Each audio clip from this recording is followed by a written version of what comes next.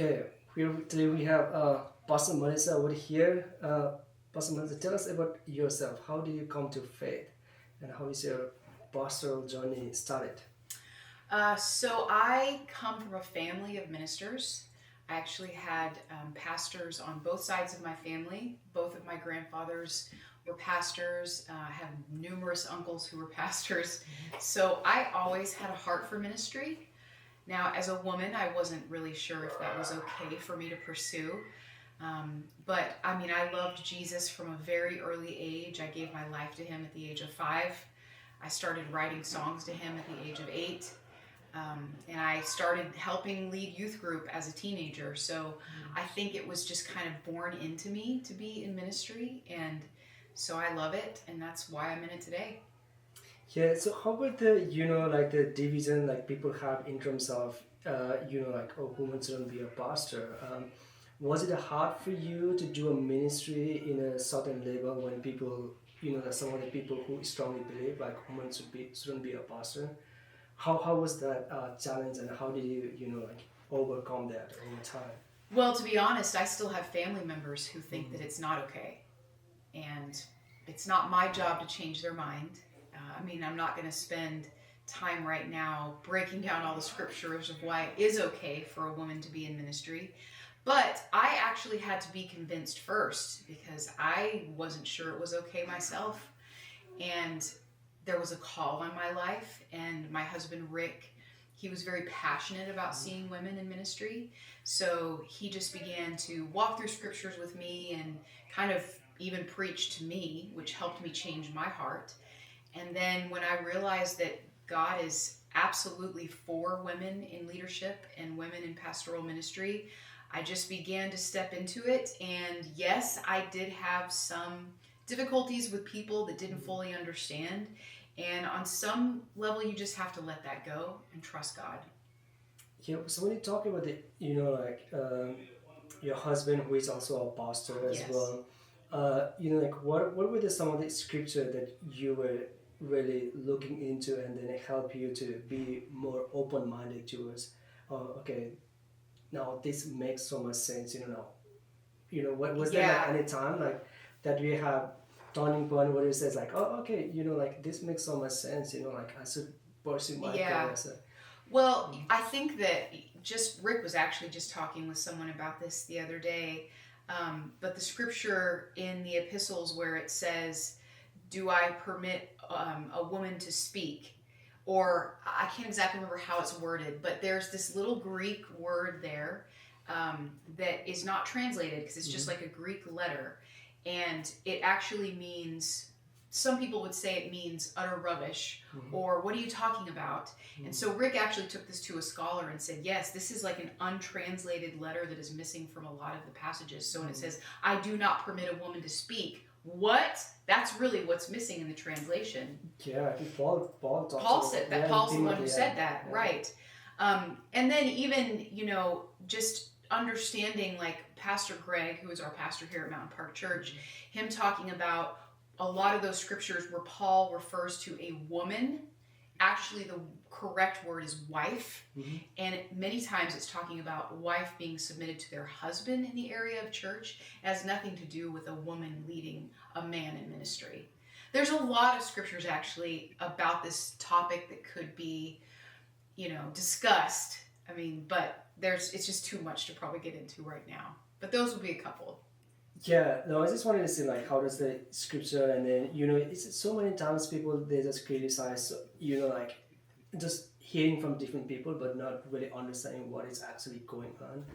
And I think it's really good to hear from different people. I Sure. feel like to just go through that. But tell me also a little bit about the ministry that you've been doing at Mountain Park Church.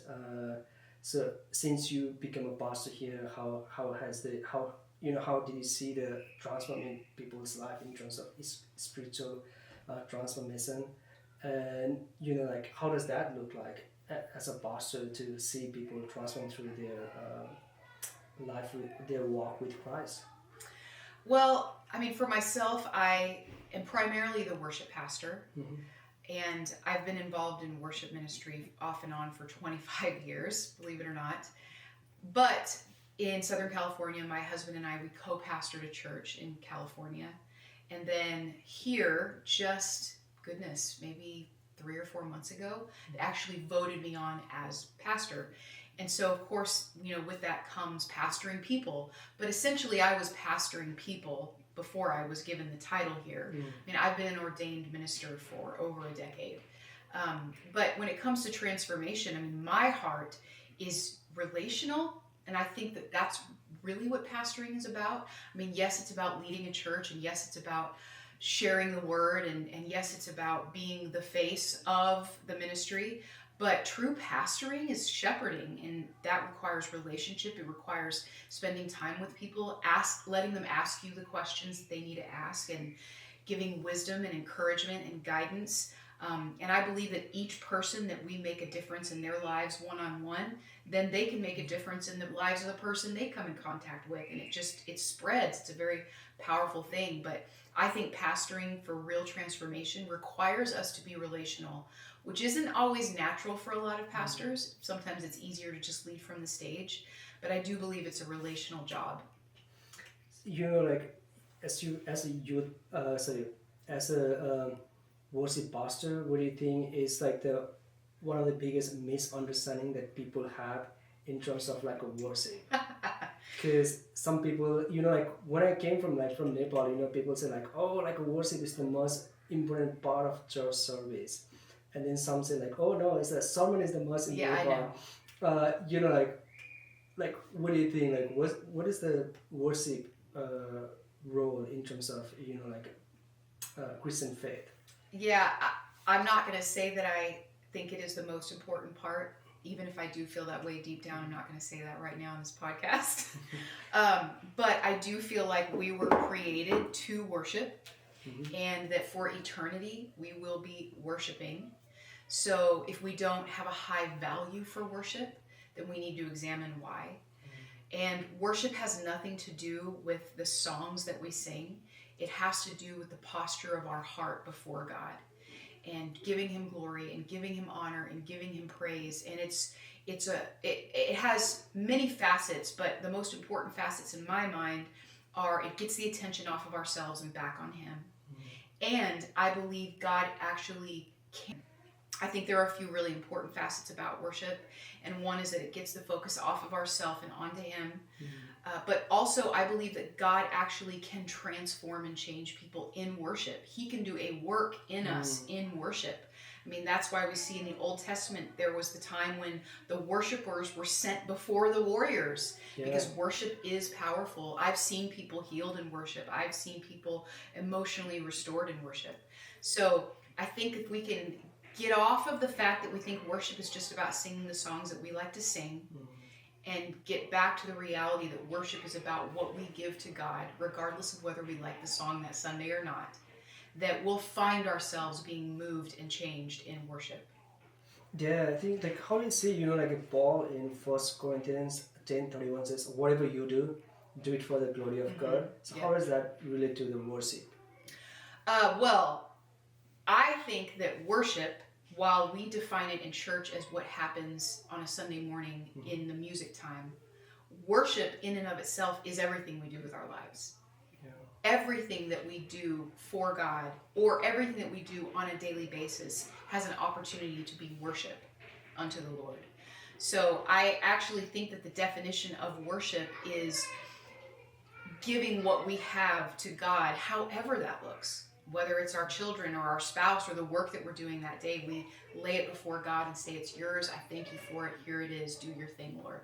So yeah, worship is certainly not limited to music time on Sunday mornings. Yeah, just to shift a little bit, as a worship pastor, how do you minister your musicians, for example, the choir?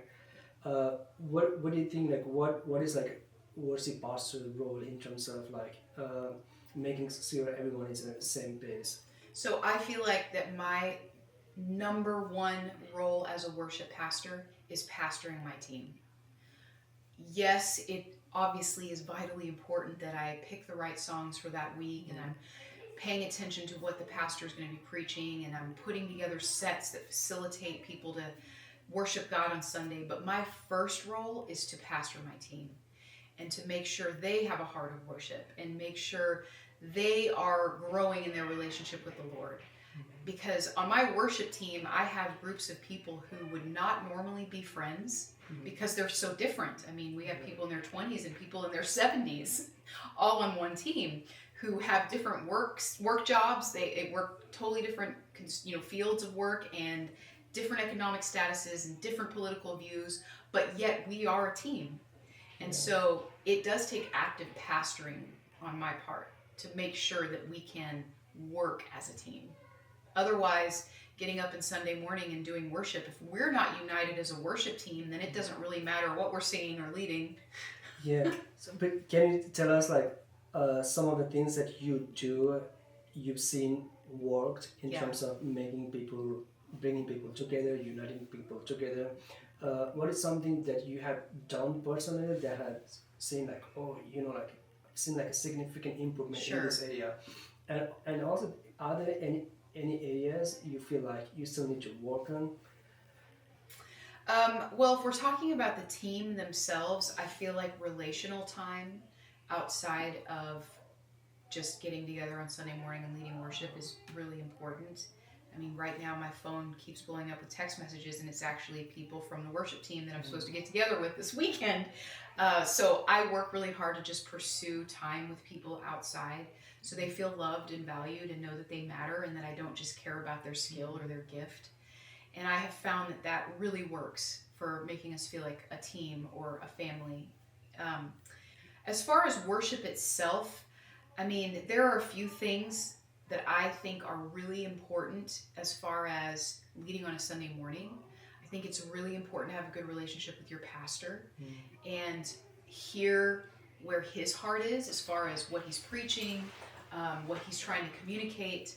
I really want to pick songs that uplift that message and not contradict it. Not that anything we sing would contradict what's being preached, but it could be a different topic. Right, it might not be the same topic.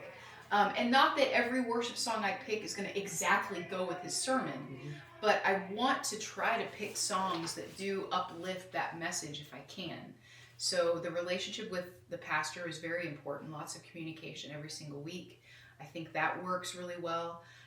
And then helping the team lead on a Sunday morning, I believe highly in preparation. So I like to make sure the songs flow together well.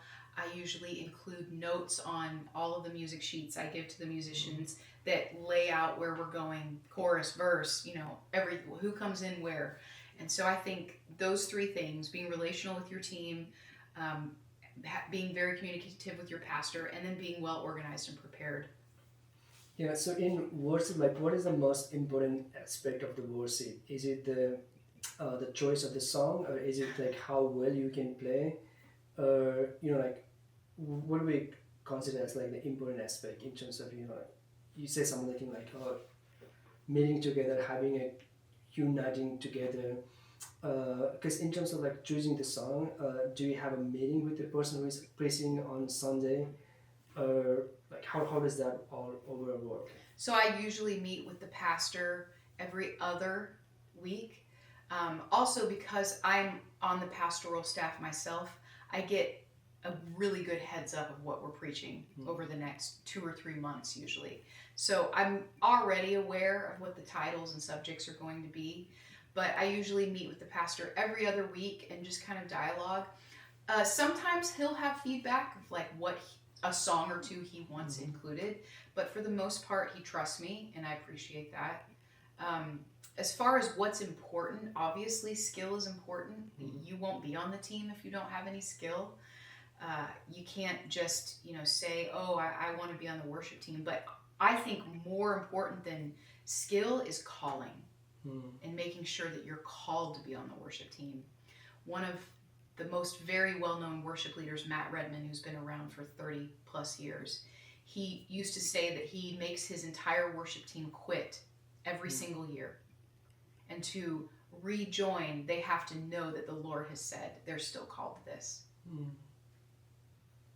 Yeah, because how would some of the churches like where people have like a hard time getting the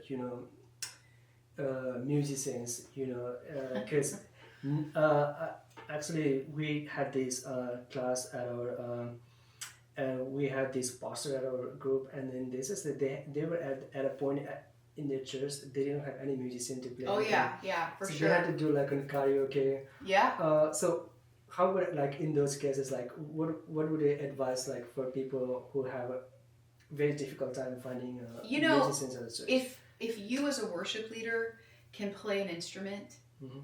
you don't need a team. You don't. I mean, I have led worship many times, just me and my guitar. And when it comes to finding musicians, I would just recommend not just bringing on musicians because you feel like you need musicians. I mean, you really want to make sure these people have a calling, love the Lord, and as well are gifted. And if you don't have those musicians right now, then just trust that God has equipped you well enough to carry it by yourself with whoever you have. I mean, some churches pay musicians, some people work off of only volunteers. I've done both. I've been in churches that were all volunteers, and I've been where I am now, where we pay a good number of our musicians. Yeah. But again, I mean, it goes back to making sure people are called to it. And if they're not called to it, then just do it yourself. God can do anything, even just through you. Yeah, yeah, those are actually, yeah, it's very, very helpful and very, very practical, I think, in my view. Now, just switch a little bit into a different topic. Yes. Tell me a little bit more about, like what it, as a worship pastor and a leader, and then at a church, like with modern pastors, where there's a very diverse group of people, like how do we deal with some of the time, like people come up with a disagreement, come up with their own idea of the doctrine, and then some people have like their own thing that they believe. Like how do we deal with the disagreement? Instead of saying like, oh, you can go with a different church. What is something that we can do? Well, I mean, I actually said this last Sunday when I was preaching that we don't gather because we agree. We gather and He brings agreement. So we can't expect to agree with everyone even in the churches that are the same denomination. Like, we're not going to all agree on the same thing. And unless you're saying Jesus is not the Son of God, I mean, unless you're saying something that is contrary to what gives us life and salvation, most stuff we need to let go, honestly. I mean, it's not my job, even as a pastor, to convince people of what I think is the right doctrine. There's a lot of doctrines out there. I think that disagreement is healthy. I think it's good to have discussions. I think iron sharpens iron. I think as leaders, we shouldn't be afraid to have those kind of discussions. There are many things I have believed over my Christian life that I have changed my mind about. Yeah. I don't believe all the same things I believed 20 years ago. And that's because I've been willing to be open to have discussions with people who believe and think differently than me. Now, if you're talking about on a real practical aspect, like someone is causing turmoil in your church, I mean, that's not okay. I believe in confrontation. I believe it has to be done in a place of honor and in a place of love, but we can't be passive leaders. We do have to confront if someone is causing division. So those are kind of two different subjects, disagreement and division. Division's like a high scale of disagreement, but I think disagreement is absolutely welcome, and it's okay to have them. Do you have any thing that you have done in your pastoral career? I'm sure you have done so many times. What would be like a very like a nice and appropriate way to like comfort people that comes with like keep on brings the hot topics? How can we pastor those people?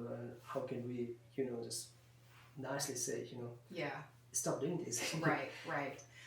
Well, I mean, I have numerous very tragic memories in my mind of things where we've had to confront really, really difficult things, but that's usually not the issue. The issues aren't usually major. It's usually someone just, I think that a lot of times people just need to know that they're loved, and I know that sounds really simple and really basic, But when you confront someone, and when I say you do it in honor, I think it's really important that the person you're confronting understands first and foremost that you love them, that you value them, that you care about them, that this relationship is important. And then, hey, this behavior is not okay. In Galatians 6:1, I believe, it says that we can restore a brother gently. And that word restore in the Greek, it literally means we raise them up to who they're meant to be. And so when we're confronting a brother or a believer, we can say, hey, because I value you, because I love you, I want to see you behaving in a way that God created you to behave. And this right now, this division that you're creating is not how God created you to behave. So I just go back to really making sure people understand that they're loved and valued, because when they understand that, they receive things so much better instead of being defensive and making it worse. Do you have some of the like resources or book that you have read about similar topic like this that has really helped you to become a better pastor? Yeah, Keep Your Love On by Danny Silk. It's a really great book. Highly recommend it. Even just for the everyday person, but especially for leaders. In fact, before I came to work at Mountain Park, they actually went through that book as a staff. Oh, wow. Keep Your Love On by Danny Silk. As a pastor, general day-to-day life, like what are the things that you read that helps you keep your mind focused towards your calling towards a pastor? Do you have any books, recommendations, or podcasts, or anything that you read, listens that has been very there's a lot of stuff I listen to and a lot of stuff that I read. I don't necessarily want to name certain pastors that I listen to, because I think every pastor out there will give someone will not like that pastor. But I do think it's important to listen to other sermons and other preachers out there and not just yourself. So yeah, I definitely listen to podcasts. I also have a really high value for the original language. I love Hebrew. I love Greek. I've taken a couple years of Greek. I've done a lot of study in the Hebrew. I wrote a book called Eliminating Fear that actually came out of a deep study on the fear of the Lord in Hebrew. And when it comes to Hebrew, I highly recommend a Hebrew scholar named Jeff Benner. He's written numerous books, and they're not just books. I mean, some of them are like lexicons and a real breakdown of different Hebrew words. But he is unlike anyone I've ever read when it comes to a real understanding of the Hebrew words. Greek, I probably don't have as many recommendations just because I know it well enough that I feel like I can read and study it myself and understand it. Hebrew, I need a little more help though. So I think valuing the original languages is important to me. It's not necessarily important or should be important to everyone, but that is something that helps me. Obviously, I think reading the Bible is helpful. And then I do like to read books, like we mentioned, Keep Your Love On. I'm not currently reading anything. I'm rereading a book called Jesus and the Undoing of Adam by Baxter Kruger. And I think he is a fabulous theologian. Love him. So, yeah. Well, yeah, thank you so much for your time. Yeah, this was a really wonderful time. Yeah, thank you. Thank you. Absolutely.